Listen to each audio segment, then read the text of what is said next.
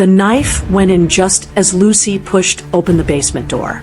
She heard it, the wet punch of steel through flesh, the gasp that followed. Her phone's flashlight caught him in pieces. Blood-slicked abs, a face swollen beyond recognition, chains bolted into concrete. He should have been dead. Everything about the scene screamed corpse. But his eyes snapped open, locked onto hers, and in flawless English whispered, "Run." She didn't. Biggest mistake of her life. Or maybe the first smart thing she'd ever done. Because the men who'd left him there were already climbing the stairs behind her, and the half-dead Korean with the dragon tattoo wasn't asking for help, he was giving her a warning. Here's something you should know. According to trauma psychology research, people who run toward danger instead of away, like firefighters and emergency responders, often have what's called an approach orientation linked to specific brain patterns in the prefrontal cortex. It's not recklessness. It's a neurological predisposition to prioritize others' survival over self-preservation. Lucy inherited this from her firefighter father, and it's about to change everything. Too late now. She'd seen his face. She'd seen theirs. And in exactly 90 seconds, Lucy Jacobson's ordinary life would detonate into something she couldn't run from. And there you have it.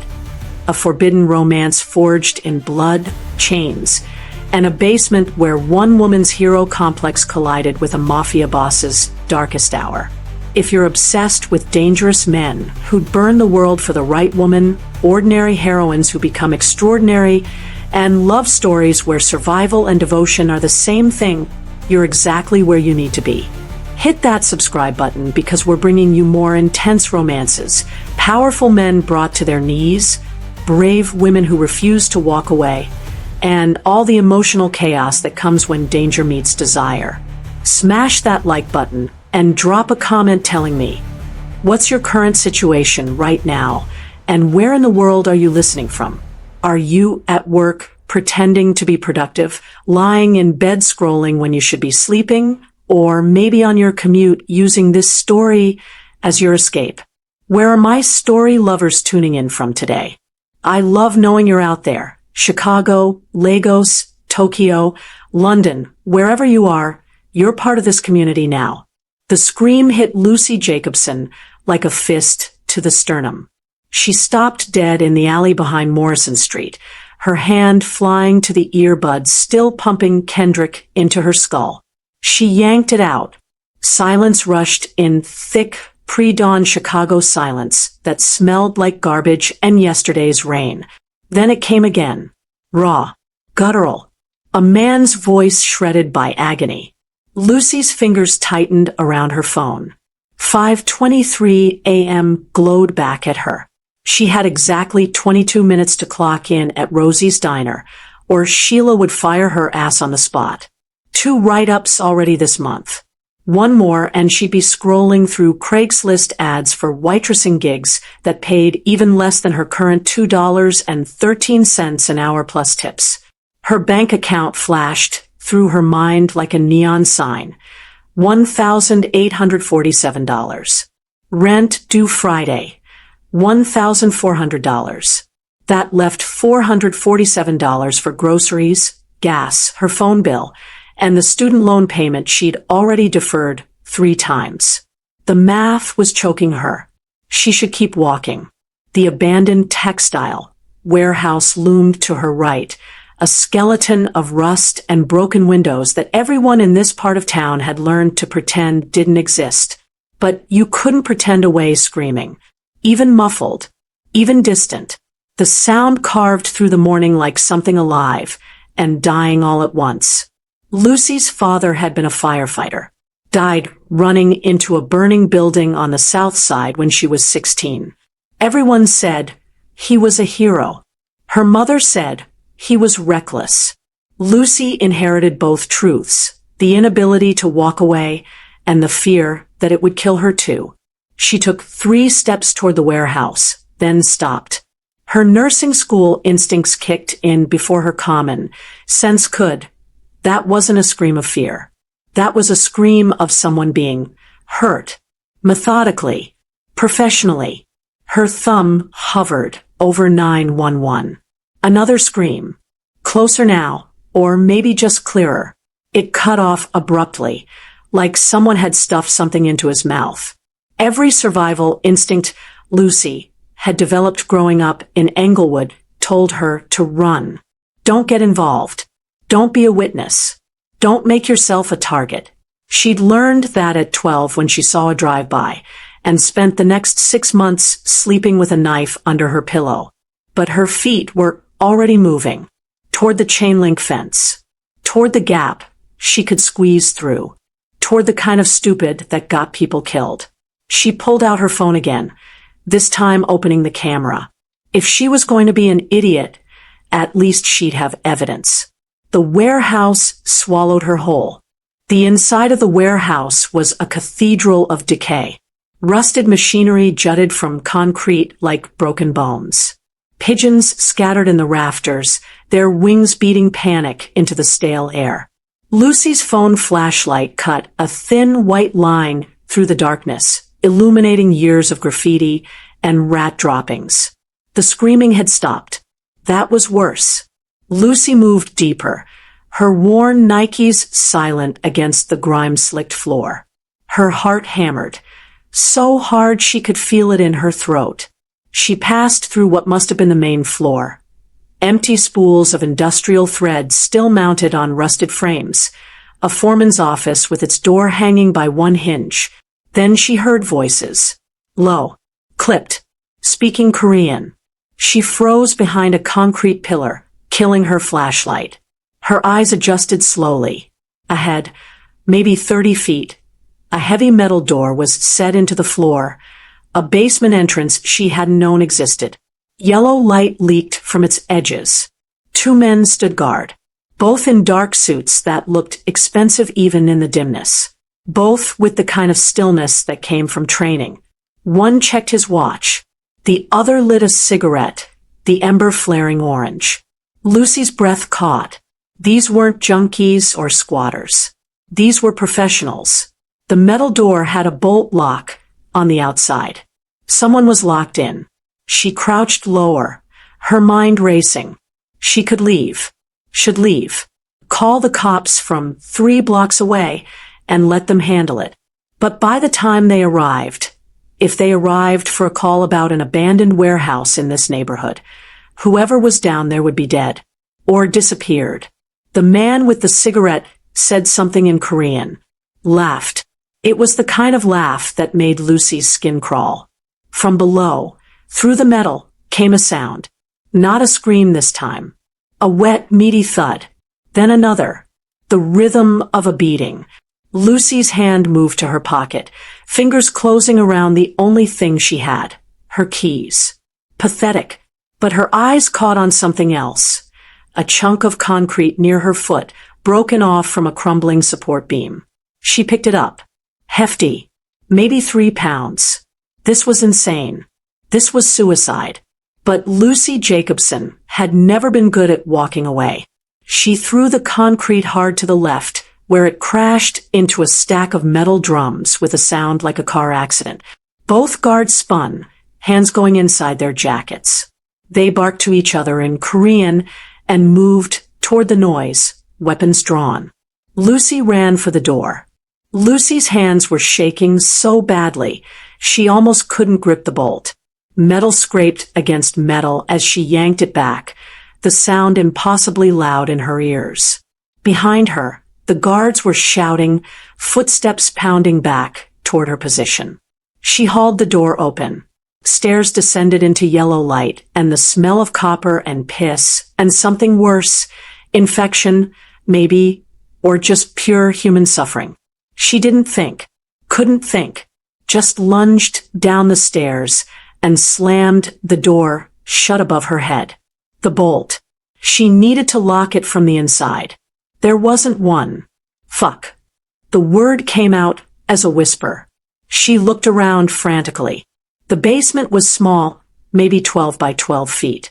Concrete walls weeping moisture. A single bare bulb, swinging from a wire. And in the center, chained to a support beam, was a man. He lifted his head. What was left of his face was a nightmare of swelling and dried blood. One eye swollen, completely shut. The other, dark, alert, tracking her with an intensity that should have been impossible given the state of him. "Run," he said in English. His voice was ruined gravel. "Run now." The door above them shuddered. Someone kicked it. Once. Twice. Lucy spotted a metal filing cabinet against the wall, rusted but heavy. She threw her weight against it, muscles screaming as she shoved it toward the stairs. It scraped across concrete with a shriek that set her teeth on edge. Another kick. The door held. She wedged the cabinet under the door handle just as the first gunshot cracked through the air. The bullet punched through the metal door, sparking off the cabinet. Lucy hit the ground, hands over her head.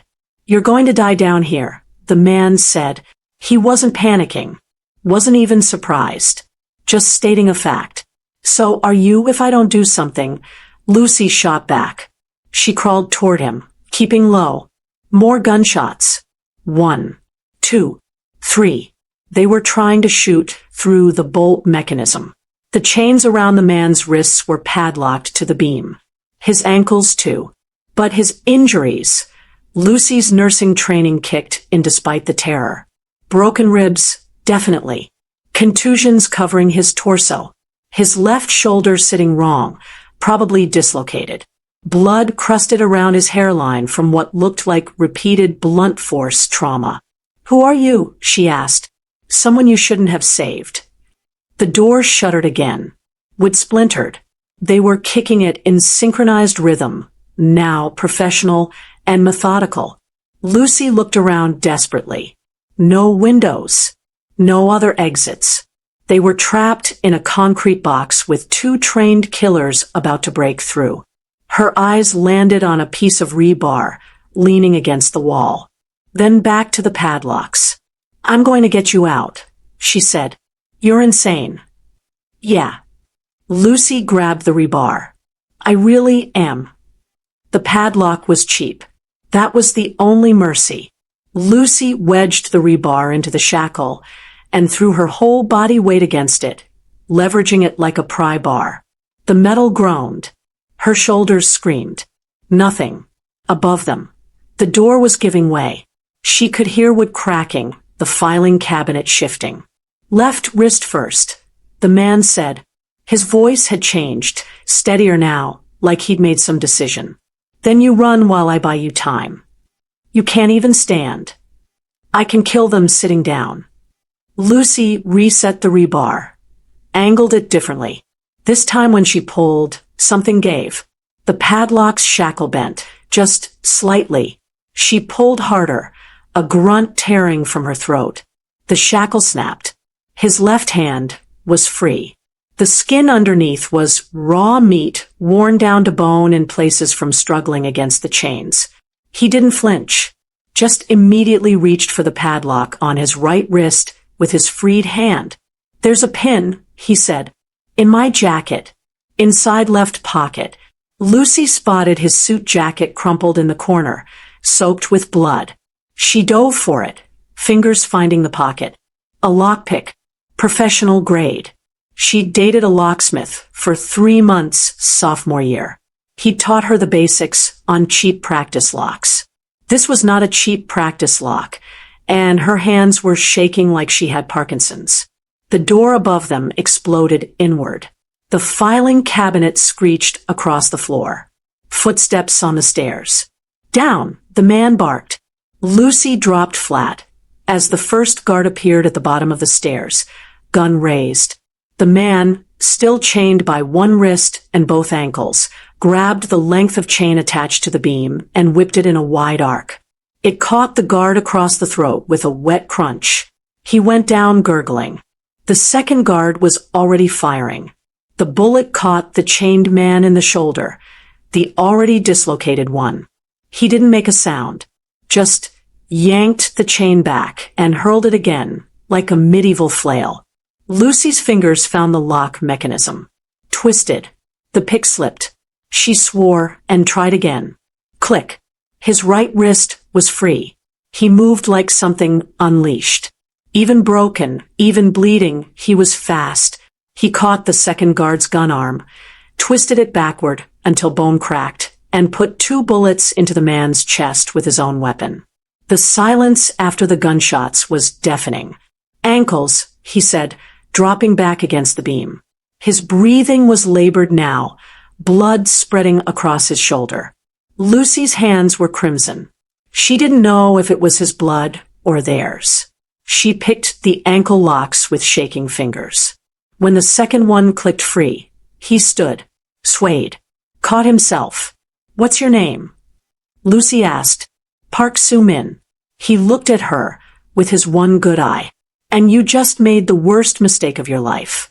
If you have been enjoying this story so far, kindly subscribe and hit the notification bell to ensure you're part of the inner circle for every new release. The screen might go black, but the legend continues. Don't miss the next epic story. Soo-min took 3 steps toward the stairs and collapsed. His knee buckled, and he went down hard, catching himself on the concrete with his good arm. Blood pooled beneath him, fresh, arterial red mixing with the old brown stains. Shit. Lucy was at his side before she could think better of it. Her hands went to his shoulder, probing. The bullet had gone clean through, but the exit wound was bigger than her fist. "You're bleeding out." "I've noticed." He tried to stand again. Failed.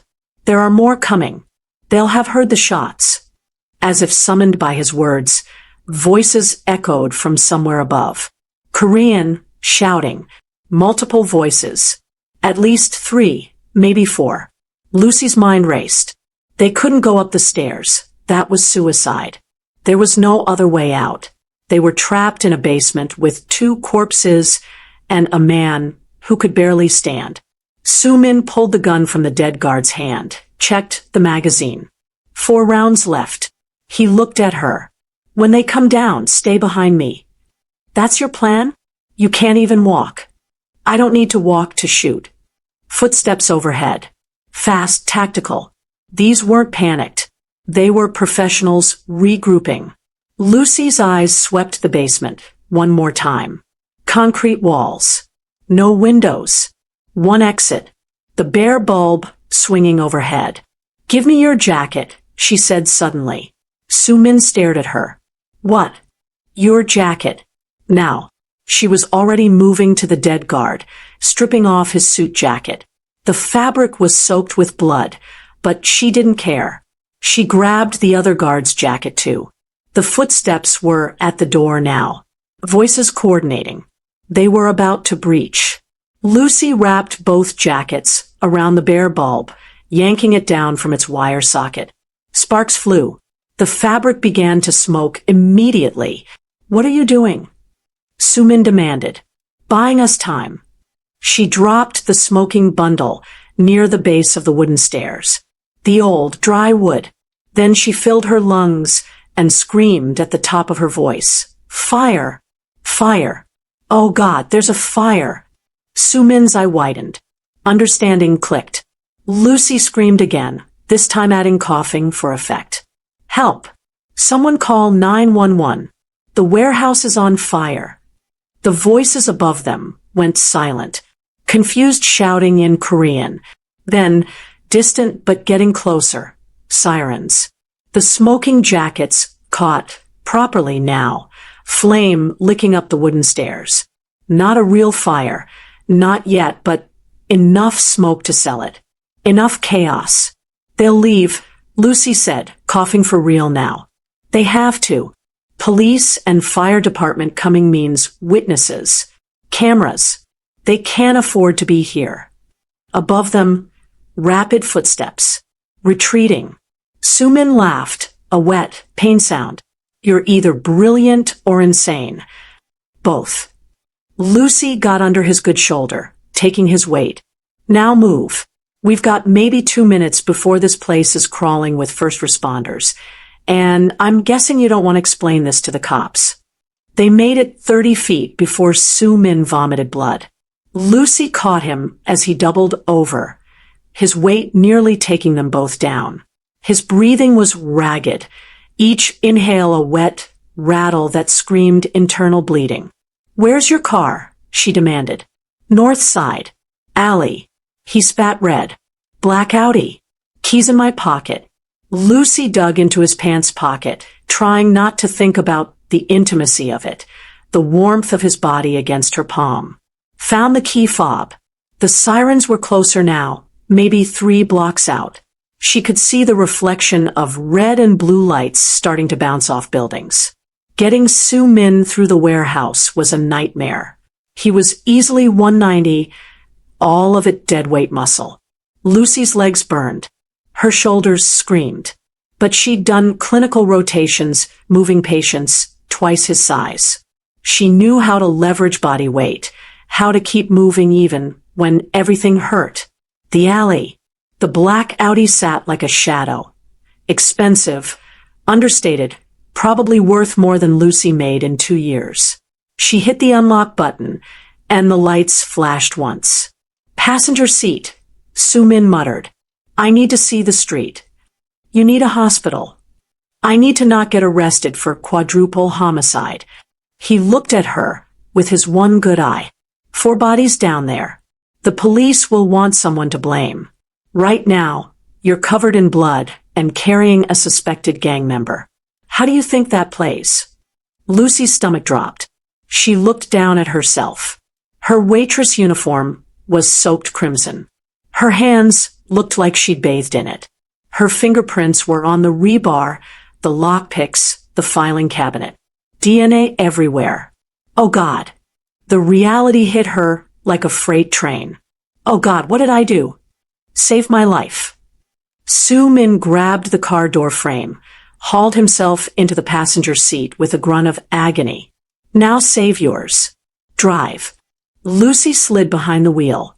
The Audi's engine purred to life. Smooth, powerful, nothing like her piece of shit Honda with its check engine light and grinding transmission. The leather seat was heated. The dashboard looked like a spaceship cockpit. "Where?" she asked. "Away. Anywhere. Just drive." She pulled out of the alley as the first fire truck screamed past on Morrison. Took the next, right, then another, putting distance between them and the warehouse. Her hands were shaking on the wheel. Her mind was racing. She'd just committed about 15 felonies. Tampering with a crime scene. Aiding a criminal. Fleeing. Grand theft auto, if you counted driving his car. Obstruction of justice. The list went on. "I had $1,847 in my bank account," she said, almost to herself. "Rent's due Friday. I was worried about rent." Soo Min was pressing his hand against his shoulder wound. "You'll never worry about rent again. Because I'll be in prison. Because you saved Park Soo Min's life." He looked at her. "And the Kim family always pays its debts." Lucy's studio apartment was a shoebox in Pilsen, 4th floor walk-up, no elevator, neighbors who minded their own business because everyone had something to hide. Getting Soo Min up those stairs nearly killed them both. By the second landing, he was gray. By the third, he'd stopped making sounds entirely, which was worse than the groaning. She kicked open her door and dragged him to the futon that served as both couch and bed. He collapsed onto it, blood immediately soaking into the cheap fabric. Lucy didn't care. She was already stripping off her ruined uniform, her mind switching into clinical mode. "Stay conscious," she ordered, pulling on sweatpants and an Old Northwestern t-shirt. "Talk to me. Tell me about the Kim family. Korean organized crime." His voice was fading. 40 years in America. "My grandfather started it." He coughed, flecks of blood on his lips. "I'm the 3rd generation. The disappointing one who got caught." Lucy dumped her first aid kit onto the coffee table, pathetically inadequate for what she was dealing with. Gauze medical tape, antiseptic, and some expired Vicodin from her wisdom teeth extraction. She needed a trauma bay, not a studio apartment. "This is going to hurt," she said, peeling away his shredded shirt. Everything already hurts. The bullet wound was worse up close. She packed it with gauze, applying pressure while her other hand checked his ribs. 3 broken, maybe 4. His breathing was shallow, compromised. Possible pneumothorax. The dislocated shoulder, she could fix, had fixed dozens of times in clinical rotations, but the internal bleeding was beyond her. You need surgery, she said. Real surgery. Hospital surgery. Can't. He grabbed her wrist, surprisingly strong despite everything. The Choi organization has people everywhere. Hospitals, police, morgues. I walk into an ER. I'm dead within the hour. Their faces were inches apart. His one good eye locked onto hers. And for the first time, Lucy saw past the blood and swelling to the man underneath. Sharp cheekbones. A jaw that looked carved from stone. The kind of face that belonged on magazine covers, not in her shitty apartment bleeding out. Then you're going to die here, she whispered. Not if you keep me alive until my people arrive. His thumb brushed against her wrist, feeling her pulse. You're terrified. I'm covered in blood and harboring a mafia boss. Terror seems appropriate.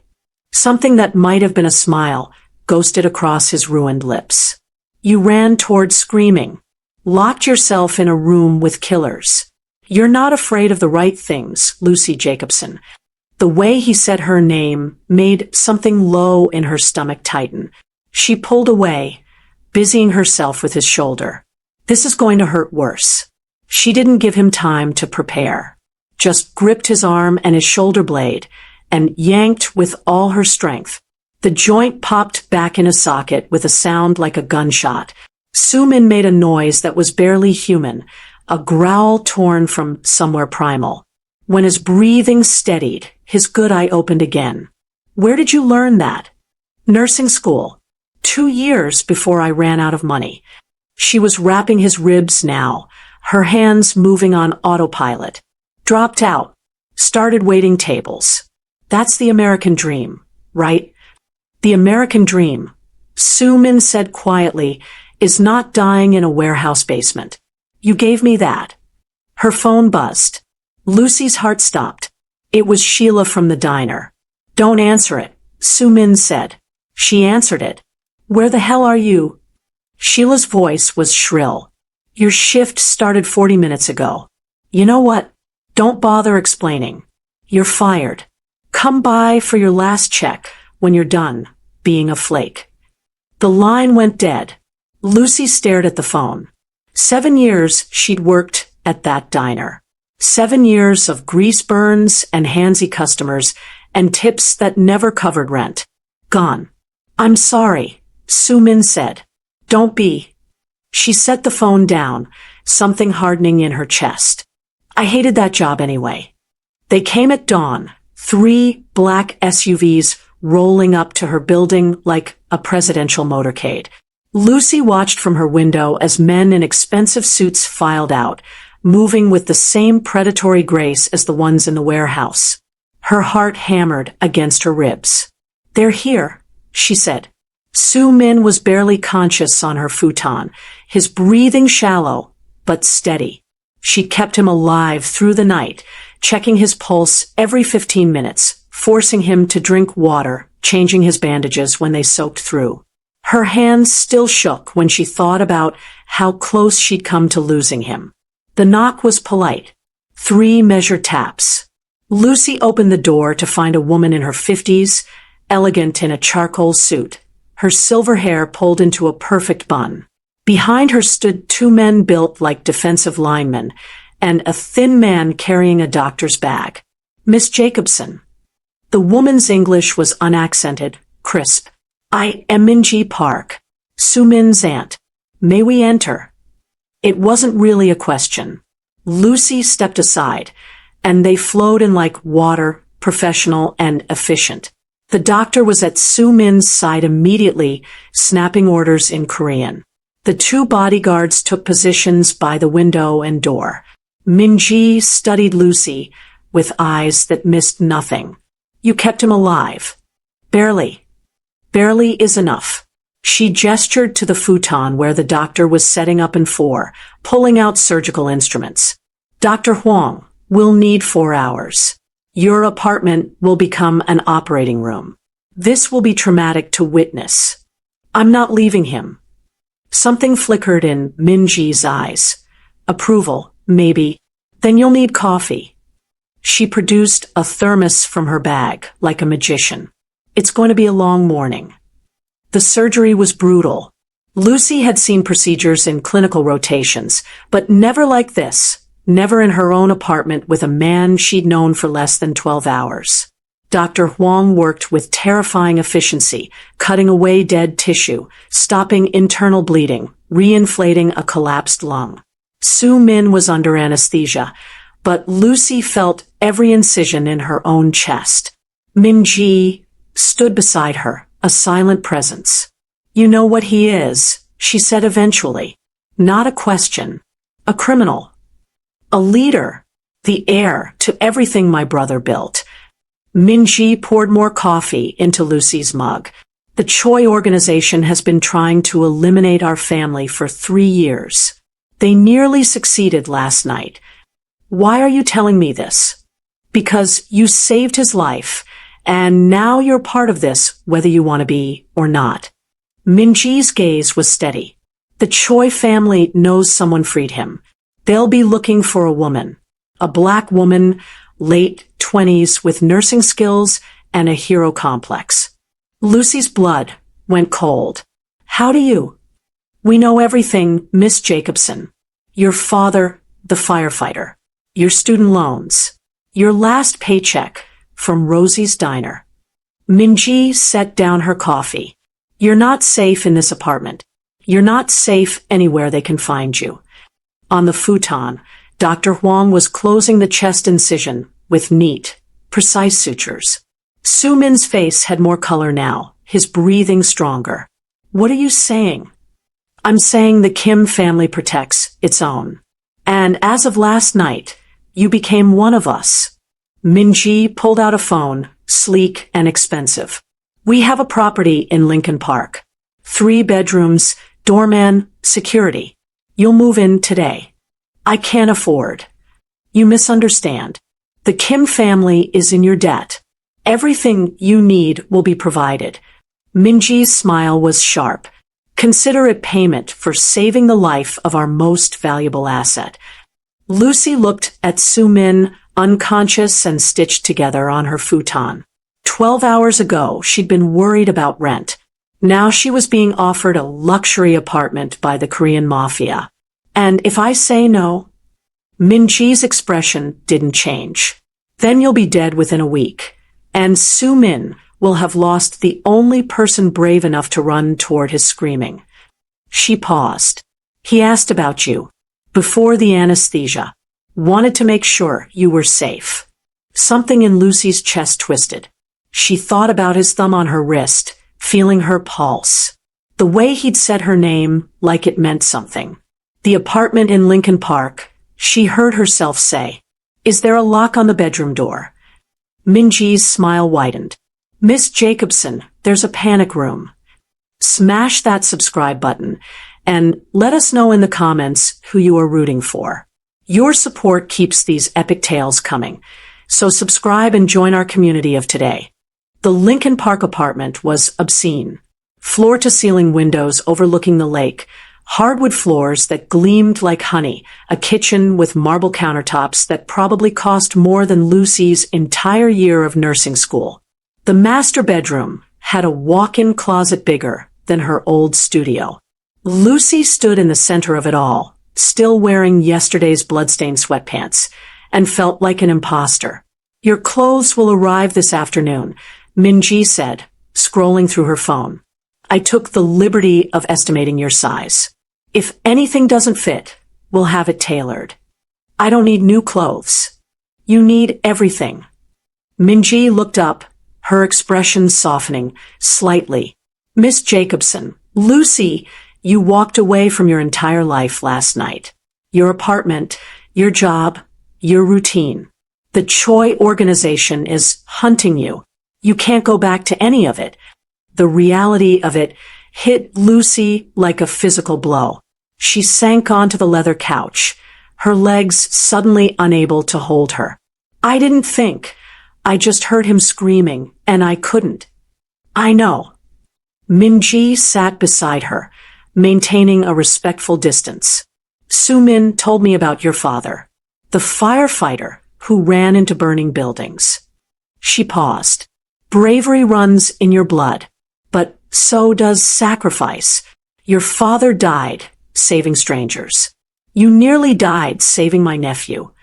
He's not dead, though. Lucy's voice cracked. The surgery, he's going to be okay? Dr. Huang is confident. Su-min is strong, stubborn. Minji allowed herself a small smile. He gets that from his grandfather. The man survived a bullet to the lung and still lived to see 80. The doorbell chimed. Soft, melodic, probably cost $1,000. One of the bodyguards answered it. Lucy heard wheels on hardwood, voices conferring in Korean. They were bringing Su-min in on a gurney. Lucy was on her feet before she could think, following as they wheeled him into the master bedroom. He was still unconscious, his chest wrapped in fresh bandages, and 4 running into his arm.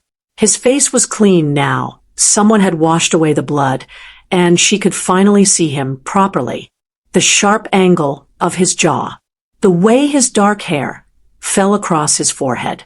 Even battered and broken, he was beautiful. He'll sleep for another 6 hours, Dr. Huang said, adjusting the 4-drip. When he wakes, he'll be in significant pain. I've left medication. Administer every 4 hours. Keep the wounds clean. Change the dressings twice daily. He looked at Lucy. You have medical training? 2 years of nursing school. Then you'll manage. He snapped his bag shut. I'll return tomorrow to check his progress. Minji ushered the doctor out, leaving Lucy alone with Su-min. She pulled a chair to the bedside, studying the rise and fall of his chest, counting breaths like she'd been trained to do. 20 per minute. Strong. Steady. Her hand found his, carefully, avoiding the raw patches where the chains had cut him. His fingers were long, elegant despite the bruising.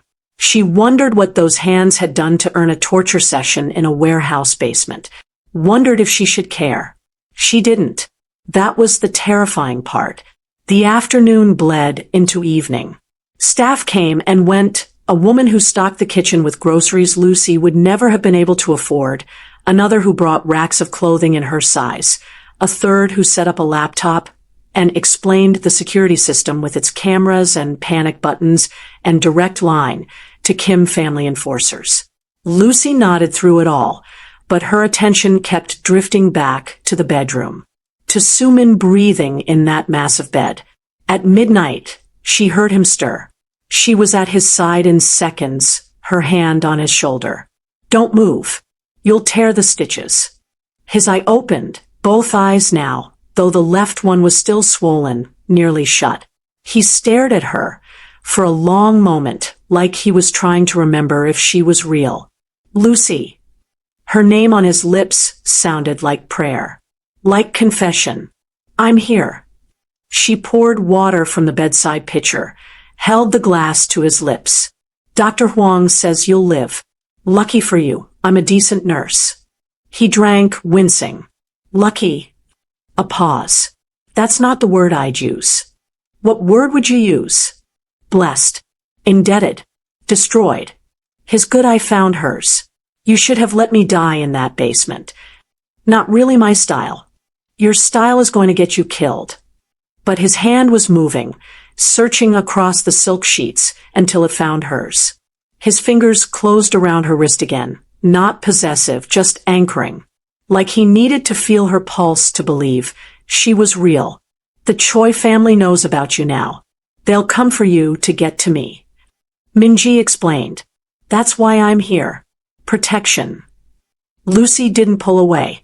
His thumb was tracing circles on her wrist, probably unconscious, definitely making her heart race. Also why I have 2 bodyguards camped in my living room and enough cameras to film a movie. It's not enough. His grip tightened. Nothing's enough. Not against what's coming. Then I guess you better heal fast. She said it lightly, but her hand was shaking in his. Because I didn't haul your ass up 4 flights of stairs just to watch you die in a penthouse. Something dark and warm flickered in his gaze. Why did you save me, Lucy? Because you were screaming. Hundreds of people scream in Chicago every night. You don't save them all. She should pull away. Should maintain professional distance like they'd taught her in nursing school. Should remember he was a criminal, dangerous, the kind of man her mother would have warned her about. Instead, she leaned closer. Maybe I'm tired of walking away from things that matter. Soo-min healed like violence, fast, angry, defiant against his own body's limitations. By day 3, he was sitting up. By day 5, walking. By day 7, he was standing at the floor-to-ceiling windows in a black silk shirt, watching the sun set over Lake Michigan like a king surveying his kingdom. Lucy watched him from the kitchen island, pretending to read a book Minji had brought. In reality, she'd read the same page 14 times. Her attention kept snagging on the way his shoulders filled out that shirt, the way he held himself despite the obvious pain. He was beautiful in the way dangerous things were beautiful: storms, wildfires, predators. You're staring, he said without turning around. I'm making sure you don't fall over and rip your stitches. Medical observation. Liar. But his reflection in the window was smiling. It was the first real smile she'd seen from him. He crossed to the island, moving with only a slight hitch in his stride. Up close, she could see the stitches along his hairline, the yellowing bruises that covered half his face. In another week, they'd fade. In a month, he'd look untouched. But Lucy would always see him the way he'd been in that basement, chained and bleeding and unbowed. Dr. Huang cleared me today, Soo-min said. Says I'm healing remarkably well. Thanks to my nurse. I just kept you from dying. Dr. Huang did the hard part. You kept me alive for 8 hours before Dr. Huang arrived. You stole a car, committed obstruction of justice, became an accessory to murder. He leaned against the counter, close enough that she could smell his cologne, something expensive and subtle. You burned your entire life down for a stranger. Yeah, well. Lucy closed the book she wasn't reading. Apparently, I have a hero complex and poor impulse control. You have the bravest heart I've ever seen. His hand moved to her face, fingers tracing the curve of her jaw with devastating gentleness. And I don't know how to repay that. Her breath caught. His touch was fire, and she was kindling. Minji said the Kim family always pays its debts. I'm not talking about the Kim family. His thumb brushed across her lower lip. I'm talking about me. Park Soo-min. The man you saved when you should have run. Lucy's heart was hammering so hard she could barely hear her own voice. What does Park Soo-min want to give me? Everything. The word was rough, desperate. A life where you never worry about rent or tips or student loans. Where you finish your nursing degree if you want it. Where you're protected, cherished, safe. He leaned closer, his forehead nearly touching hers. Where you're mine, and I'm yours, and the whole goddamn world can burn as long as you're standing in the ashes with me. She should say no. Should remember he was a mafia boss, that his world was violence and blood, that getting close to him meant accepting darkness she'd never imagined. That's a terrible offer, she whispered. I know. I'd have to be crazy to accept. Completely insane. His lips were an inch from hers now. But you ran toward screaming, Lucy Jacobson. Sanity was never your strong suit. She closed the distance. The kiss was hunger and salvation, desperate and tender all at once. His hand cupped the back of her neck, pulling her closer. Her fingers tangled in his hair, careful of his healing wounds. He tasted like expensive whiskey and bad decisions, and everything she'd never let herself want. When they broke apart, they were both breathing hard. "I'm not a good man," Soo Min said against her lips. "I've done things that would make you run if you knew. I know exactly what you are." Lucy's hands framed his face, mindful of the bruises. "I saw what they did to you in that basement. That's not random violence. That's earned. And you still want this." She thought about her studio apartment with its broken lock and water-stained ceiling. Thought about 7 years of invisible labor, scraping by, drowning slowly in debt and deferred dreams. Thought about her father running into burning buildings because some people were worth the fire. "I want everything," she said. "The debt repaid in full. The nursing degree. The life where I matter." She kissed him again, softer this time. "And I want you, Park Soo-min. The dangerous parts included." His smile was wicked and warm and completely hers. "Then you'll have it all, Lucy Jacobson. I promise you." He pulled her close, careful of his healing ribs. The Kim family always keeps its promises. Outside the windows, Chicago glittered like a galaxy of possibilities.